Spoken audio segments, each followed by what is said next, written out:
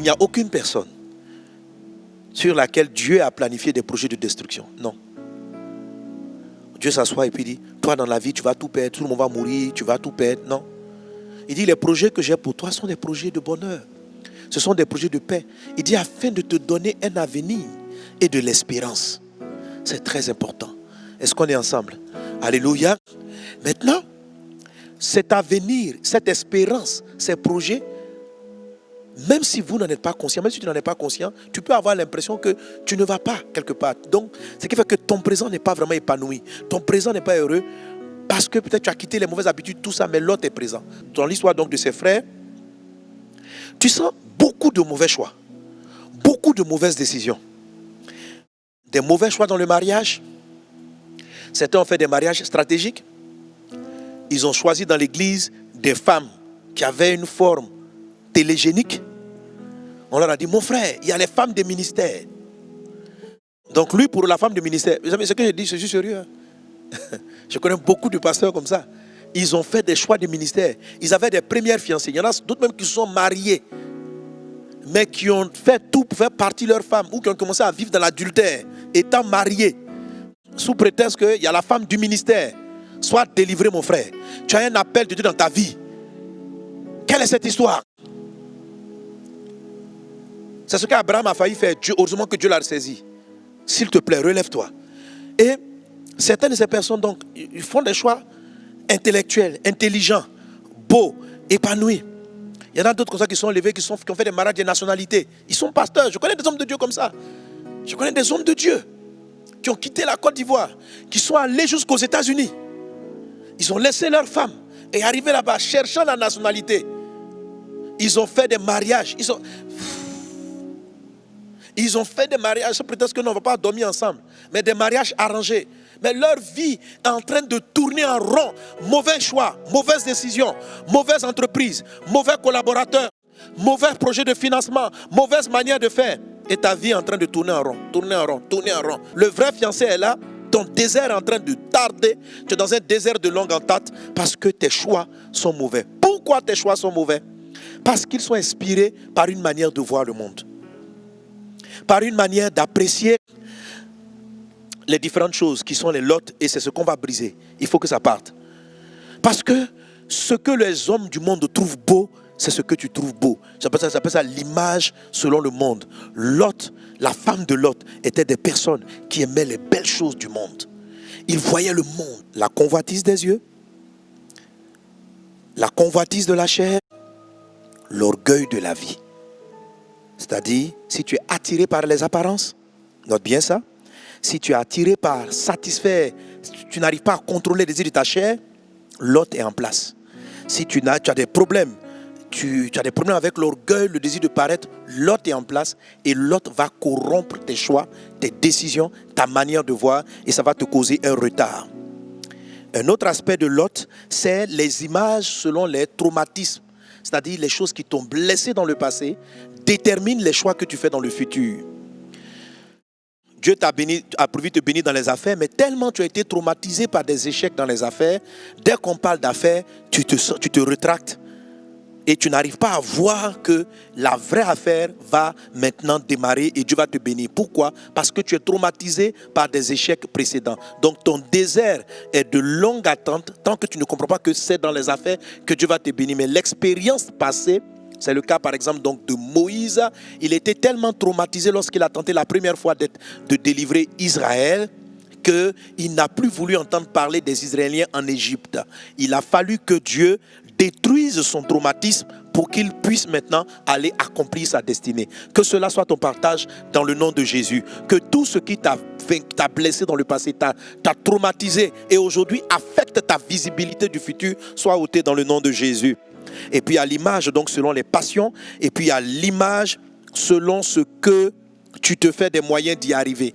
C'est-à-dire ce que tu vois là, comment y arriver. Si tu planifies selon la sagesse du monde, tu peux avoir du retard. C'est sur ce point que je t'avais cité. Comment, dans le ministère, j'ai pris du retard parce que j'ai voulu utiliser des méthodes humaines pour parvenir à réaliser la vision de Dieu. Donc la chambre de Lot qui fait partie donc de la maison de ton père a ces points-là qui vont te polluer la vie et te mettre en retard. Comment briser la maison, la chambre de Lot? Donc pour briser, pour que tu en finisses avec la chambre de Lot, pour briser une chambre, il faut briser les murs de la chambre. Il faut les briser et tu vas briser ainsi toute cette maison-là de ton père. Dans le nom de Jésus-Christ, sois délivré des esprits de retard et des esprits de confusion. Donc, quand tu vas casser la maison de Lot, quand tu vas la casser, pour ceux qui ont des problèmes avec le rejet, vous n'allez plus sentir rejeté. Ceux qui ont des problèmes identitaires, les démons de rejet font partie de ta vie, de crise identitaire font partie de ta vie, etc. Les esprits qui habitent dans cette chambre-là aussi font tourner en rond parce qu'ils te font faire plusieurs choix qui ne sont pas les bons. Et même tu peux choisir le bon et puis tu le laisses. C'est ce qu'Abraham a fait. Il arrive à la terre promise. Il bâtit même Bethel, mais il laisse et puis il s'en va en Égypte. Tant que Lot est dans ta vie, tu vas laisser l'endroit où Dieu t'a visité pour aller ailleurs. J'ai vu des chrétiens qui sont arrivés dans des églises, qui sont leur église destinée, qui ont commencé à marcher avec leur père spirituel, les gens que Dieu a mis sur leur chemin, mais parce que Lot est présent dans leur vie, ils s'en sont éloignés. Ils s'en sont éloignés. Qu'aujourd'hui Dieu te délivre. Et après tard, ils se sont rendus compte, il y a certains qui sont revenus qui disent: ah papa, j'ai fait une erreur, voilà, c'est ici vraiment l'église, je dois revenir à l'église. Mais entre-temps, tu as perdu 5 ans à aller chanter, à aller faire des programmes là où Dieu ne t'avait pas envoyé parce que Lot était dans ta vie. Lot était dans ta vie. Combien de personnes sont en train de tourner d'église? Dieu te dit: va dans cette maison-là. Mais pour une vision lodique, Dieu t'a montré ton père spirituel. Il a montré ton père de destinée. Mais à cause de Lot, tu n'arrives pas à aller là-bas pour ces différentes considérations. Et je t'en supplie, si les mentalités dont je parle ne sont pas traitées avec ce dont je vais te parler tantôt, tu risques de rester dans cet environnement de perpétuel recommencement, de changement d'église, de contact avec aucun père spirituel, en fait, tu ne vas pas avancer. Tu vas ne faire te tourner en rond, vivre des expériences, et puis tourner en rond. Il faut que tu sois délivré de cette affaire-là au nom de Jésus. Tu perds du temps, ta destinée est grande. Les promesses sur ta vie sont sérieuses. Amen. Ok. Alors, qu'est-ce qui amène les personnes à convoiter, à aimer les belles choses? Ou à ne pas, malgré qu'ils soient chrétiens, à être soumis au désir de la chair. Qu'est-ce qui cause cela? Et ils ont des problèmes pour s'en défaire. Qu'est-ce qui amène des personnes à lutter chroniquement contre l'orgueil? Et je dois dire que moi-même je reconnais que je dois constamment, même tout le monde même doit constamment lutter contre le troisième élément. Ok? Alors donc la chambre de Lot, je la subdivise en trois aspects, ou bien les murs de Lot, je la dis en 3 aspects. Premièrement, les murs sont constitués de ce que j'appelle un déficit identitaire. Un déficit identitaire. Dis avec moi, déficit identitaire. C'est quoi le déficit identitaire? Alors, lorsque Dieu a donné un temps, et on va le voir à partir du point 3, Dieu a donné un temps à chaque chose. Il a donné un temps à chaque chose. Et à chacune des étapes de la chose, il y a des choses à faire. Il y a des éléments à apporter. Quand une plante, par exemple, doit être semée, plantée, il y a des types d'engrais qui vont permettre de s'enraciner et puis de monter, etc. Lorsque nous sommes enfants, il y a des besoins qui doivent être comblés. Lorsque ces besoins-là ne sont pas comblés par nos pères, cela engendre des conséquences. Donc, ces besoins ne seront pas comblés parce que certains n'ont pas eu de papa, ils n'ont pas eu de maman. D'autres ont eu des parents ont eu des parents qui n'ont pas su jouer leur rôle. C'est pourquoi on appelle cela la maison des pères. C'est-à-dire, papa n'a pas fait ce qu'il aurait dû faire dans ton passé. Parce qu'il ne l'a pas fait, ça a créé des conséquences dans ta vie, dont celui-là qu'on appelle le déficit identitaire. Mais 2 éléments de la chambre de Lot viennent de ce déficit-là, que j'appelle le réservoir d'affection. Amen. Tout le monde a dans son cœur un réservoir affectif. Donc lorsqu'un enfant est enfant, il a besoin d'exister. Vous savez, l'existence, c'est le fait qu'on lui dise tu es quelqu'un, il se sent exister. Il sent qu'il compte pour quelqu'un. Il sent qu'il compte pour papa. Il sent qu'il a de la valeur pour maman. Alors, si là où l'enfant a besoin de compter pour ses parents, il compte pour du beurre, il compte pour rien. Et cela peut arriver par exemple parce que il y a eu 2 naissances enchaînées. Et donc la maman va s'occuper du plus petit au détriment de la petite qui est encore dans son âge de besoins affectifs élevés. Vous suivez? Ça va commencer donc en l'âge de 0-1 jusqu'à pratiquement 9 ans. Jusqu'à cette période-là, le réservoir affectif de l'enfant a besoin de l'amour des parents. Même on va aller même jusqu'à 12 ans. Donc, si à partir dans les 3 premières années, entre 1 an et 3 ans, tu as 2 enfants, il faut faire très attention. Tu peux ne pas abreuver suffisamment le plus grand. Ok? Quand tu vas te concentrer sur le premier, l'enfant qui a besoin qu'on le prend, et puis tu t'en vas prendre le dernier qui vient d'arriver, lui tu ne le prends plus dans les bras. Il va commencer à manquer, il va avoir l'impression de ne pas exister par rapport à son jeune frère. Et dès cet instant, il va développer certains complexes. Et c'est ce qu'on appelle la maison du père, et ça va l'accompagner dans son futur. Et plus tard, donc une fois qu'il n'a pas eu ça pendant la période de son enfance, donc on va dire quand il était dans la maison de son père, il va commencer à avoir une attente démesurée, extraordinaire des choses de l'extérieur, et ça va le corrompre. Cet élément-là, ma soeur, mon frère, c'est le réservoir, c'est la chambre où vient s'installer les démons du rejet. Où vient s'installer le démon de la confusion? Où vient s'installer le démon qui va te faire que tu vas te tromper de mari? Comment tu vas te tromper de mari? Tu arrives, tu regardes monsieur parce qu'il est âgé, il ressemble à papa. Oh, ce que tu cherches, ce n'est pas un mari. Tu es en train de chercher un papa. Il y a des hommes qui cherchent des mamans. Alors ils cherchent des femmes mamans. Mais la femme là que tu vois, ce n'est peut-être pas la femme de ta destinée. Donc tu te trompes de vision parce que tu n'as pas su traiter avec quelque chose qui vient de ton passé. Mais dans le nom de Jésus, cette chambre-là est brisée au nom de Jésus. Détruis la chambre de l'autre. Dis avec moi un bon amen. Alléluia. Donc ce déficit-là va entraîner dans la vie de certaines personnes, dans un premier temps, ce que j'appelle la convoitise des yeux. Je t'avais dit tout à l'heure que la convoitise des yeux, c'est la séduction des apparences. La séduction, tu aimes les belles choses. Mais tout à l'heure, je vais te citer un point, comment on le vainc, et on va prier pour finir totalement avec la chambre de l'autre. Qu'il en soit ainsi au nom de Jésus. Ok? Alors, l'enfant va donc avoir l'impression que c'est tout ce qui est beau, parce que maman est là, oh le bébé là, il est beau, etc., etc. C'est tout ce qui est beau. En fait, il va avoir l'impression que le beau lui donne de l'existence. C'est-à-dire, la convoitise des yeux, c'est le fait que je vais être vu. Je vais apparaître parce que je suis invisible. Je suis donc invisible. Ça va détourner certaines personnes qui vont commencer à convoiter lorsqu'ils vont voir que la star qui passe sur Facebook, YouTube, on la voit, tout le monde la voit, elle s'habille bien. Donc les personnes vont commencer à voir que même quand Dieu va leur parler, par exemple, lève-toi, va commencer un ministère dans un petit village. Ils ne vont pas voir le beau, ils ne vont pas voir ce que Dieu va faire d'extraordinaire là-bas, mais ils vont dire non, ce n'est pas possible. Il faut que je sois à New York, il faut que je sois aux États-Unis, là où les choses sont belles d'apparence.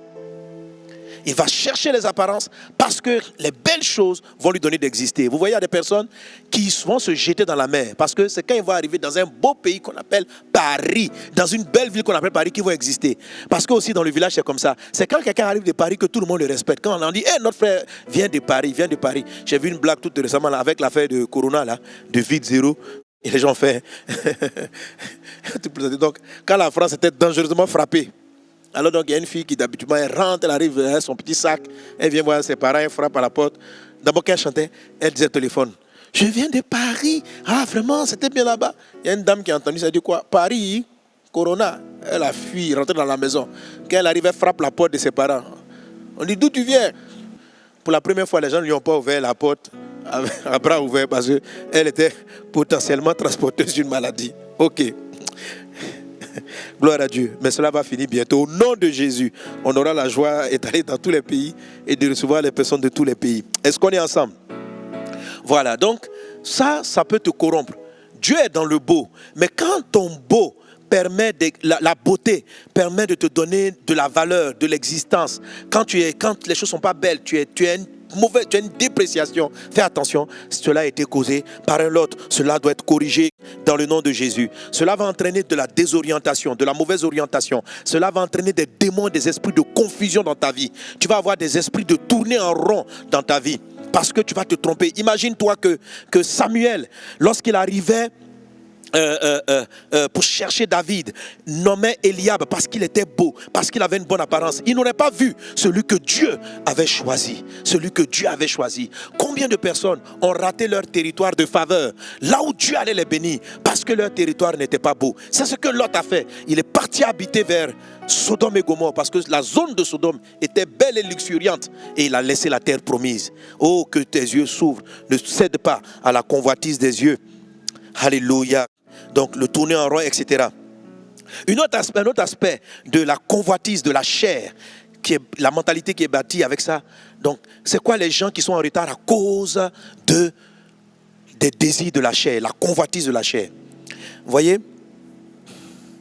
En fait, la convoitise de la chair, comme je te l'ai défini, c'est le fait de chercher à satisfaire constamment les besoins charnels. Les besoins charnels. Ça va donner des gens de frères qui aiment une sœur parce qu'il la trouve qu'elle est dans les formes qui lui plaît, parce qu'au bien quand il parle avec elle, sa manière de parler plaît à ses oreilles.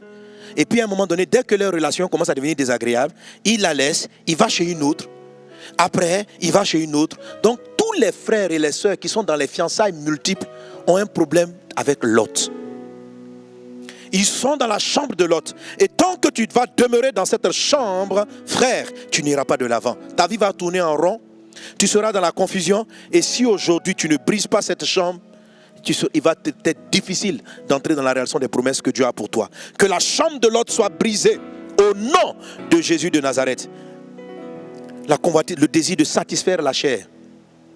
Cela vient parce que certaines personnes n'ont pas appris à discipliner leur chair. Lorsqu'on est chez les parents doivent nous éduquer. Ils doivent nous apprendre les zones interdites, les zones de toute possibilité. Ils ne doivent pas nous frapper excessivement, mais ils doivent nous apprendre. Lorsqu'un enfant, pendant que certains ont le vide affectif, l'enfant, ses parents lui passent toutes ses caprices. Un lot va se poser dans sa vie. Il a l'impression que ce que tu aimes, tu dois l'avoir. Rien ne doit te dire non. La société ne doit pas te dire non. Le monde ne doit pas te dire non. Les pasteurs ne doivent pas te dire non. C'est le genre de chrétiens. Dieu leur montre leur territoire de destinée. Ils arrivent, ils marchent. Mais dès qu'ils sont contrariés dans un département, ils sont contrariés dans un groupe, ils changent de groupe. Pourquoi? Pourquoi toi, on ne peut pas mal te parler? Bon, je n'ai pas dit de mal lui parler. Faites attention les frères, ok? Ne parlez pas mal aux gens. Mais pourquoi toi, tu n'es jamais vexé? Pourquoi? C'est-à-dire, dès que tu es contrarié, en même temps, tu t'en vas. C'est pas quelqu'un qui n'a pas appris à être contrarié. Dans la vie, tu dois apprendre la contrariété et puis apprendre à te relever et puis suivre. Tes parents doivent pouvoir te dire non, on ne te donne pas quelque chose. La vie doit pouvoir te dire non. Les choses ne vont pas fonctionner comme tu le souhaites. Alors les personnes qui veulent que... Ils ont une image étrange de l'église. C'est-à-dire qu'ils se disent que... Je vois souvent des gens qui écrivent, dans l'église, il n'y a pas l'amour. Vous voyez, la plupart des gens qui disent dans l'église, il n'y a pas l'amour. Ce n'est pas la vérité. Hein. C'est l'autre qui leur donne de parler comme ça. Parce qu'en fait, eux, l'amour, là, il faut qu'on les salue tout le temps, que tout le monde soit à leur petit soin. C'est ce qu'ils appellent l'amour. Ce n'est pas ce qu'ils donnent, c'est ce qu'ils reçoivent. Donc dès l'instant où on ne les a pas salués, eux, ils ne s'inquiètent pas de est-ce qu'ils ont salué tout le monde. Et ils s'apprécient qu'ils ont salué 4 personnes pour eux, ils ont salué toute la terre. Ils ont fait le travail de l'église. Tu as salué 4 personnes, tu as fait tout le travail. Donc, dès l'instant où ils n'ont pas ceci, ce sont des gens chrétiens qui n'avancent pas. Parce qu'ils seront frustrés dans l'église A, ils vont aller dans l'église B, ils seront frustrés dans l'église B, ils vont aller dans l'église C, dans l'église D, etc. etc. Quand ils vont parcourir toutes les lettres de l'alphabet jusqu'à Z, ils vont revenir encore. Est-ce qu'on dit non, les lettres sont finies? On repart à A. Jusqu'à après, vous voyez des gens, elle est vieille dans l'église. Quand tu lui demandes, elle a parcouru toutes les grandes dénominations de Côte d'Ivoire. Sans avoir réalisé ce pourquoi Dieu l'a appelé. L'autre va te tuer. Mais la personne est très zélée, la personne est très pieuse, elle a une vie de prière, elle est toujours à la richesse. Qu'est-ce que Dieu te dit? Tu n'arrives pas à entendre la voix de Dieu. Dans tous les ABCD là, un jour tu es passé dans l'église que Dieu te donnait. Brisez la maison de Lot au nom de Jésus-Christ de Nazareth. La chambre de Lot est brisée au nom de Jésus. Alléluia. Et le dernier aspect de la chambre de Lot, le désir de reconnaissance. Ça, c'est ce qui va engendrer l'orgueil de la vie. L'orgueil de la vie. L'orgueil de la vie, ça vient du désir de reconnaissance. C'est beaucoup lié au premier point, à la convoitise des yeux. Quand on est enfant, on a besoin d'être reconnu. On a besoin de reconnaissance. Reconnaissance, ça va nous dire merci. Reconnaissance, c'est on sait que tu es là aussi. Et ce vide affectif qui n'est pas comblé va amener certains à le rechercher outre mesure. Ils vont avoir l'impression que cette fois-ci, eux, pour être satisfaits, il faut occuper des postes. Il faut qu'on te voie. Alors ça va amener tout ce que vous pouvez voir. Des personnes, ils sont appelés. Mais l'autre dans leur vie, c'est leur désir d'avoir des gros titres. Quand je vois des gens qui ont des dons spirituels, des frères, qui ont des dons, et tu comprends leur titre, c'est-à-dire qu'ils sont toujours là, tu veux faire appeler. Mais est-ce que pour opérer là, tu as besoin de te faire appeler général, prophète, architecte? Est-ce que tu as besoin de tout ça? Attends, pourquoi, si on ne t'appelle pas, pourquoi ces titres-là? Pour faire quoi? Qu'est-ce que tu cherches? C'est pour dire simplement que tu es le chef des autres. Et on ne te choisit pas, mais non, je suis dans. C'est nous, on a fait. Je suis le père de tout le monde. Pourquoi ces choses-là? La Bible dit qu'un autre te loue. Qu'un autre te loue. Faites attention à l'orgueil de la vie. C'est la raison pour laquelle beaucoup de ministères de vie, des personnes qui sont dans des entreprises, ils ne savent pas aller là où Dieu veut qu'ils aillent. Parce que promotion, ils veulent paraître, ils veulent être. Tu es en Christ. Tu es en Christ. Qu'il en soit ainsi dans ta vie. Sois délivré de la chambre de l'autre parce qu'elle va te faire tourner en rond. Tu vas arriver là où tu es, mais tu ne vas pas rester. Tu vas arriver là où Dieu t'a choisi, mais tu vas partir. Pourquoi? À cause de Lot. Lot, Dieu doit le faire partir. Comment Lot est parti de la vie d'Abraham? Il y a eu des querelles. Donc quand Dieu va traiter avec Lot, la convoitise, les passions de ton cœur, la Bible dit d'où viennent les querelles, d'où viennent les luttes parmi vous? Elles viennent des passions et des convoitises qui sont dans vos membres.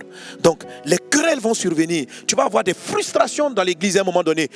Tu avais entendu une voix qui t'avait dit, voilà l'église où je vais te parler. Voici le pasteur qui est ton berger. Tu l'avais entendu. Mais Dieu a fait survenir les querelles. Quand les querelles arrivent, c'est que le temps de Lot est venu de partir. Et tu dois le faire partir. Tu dois te souvenir que Dieu t'a dit une chose. Il t'a fait une promesse. Alléluia. Et laisse-moi te parler de la promesse parce qu'elle est très importante pour que tu sois délivré totalement de l'autre. La première des choses qu'il faut savoir, c'est que beaucoup de chrétiens, on finit avec la maison de Lot. Est-ce qu'on est ensemble? Alléluia. Donne un bon amen. Amen. Alors, une autre chose qui font que des gens ne triomphent pas de Lot, c'est parce que ils croient aussi, ils ont fini par croire que comme Lot aime les belles choses, eux, ils vont aimer les choses vilaines. Ça, c'était mon cas aussi avant. C'est-à-dire qu'ils croient que... Donc, tout ce qui est excellent, pour eux, ce n'est pas de Dieu. Détrompez-vous.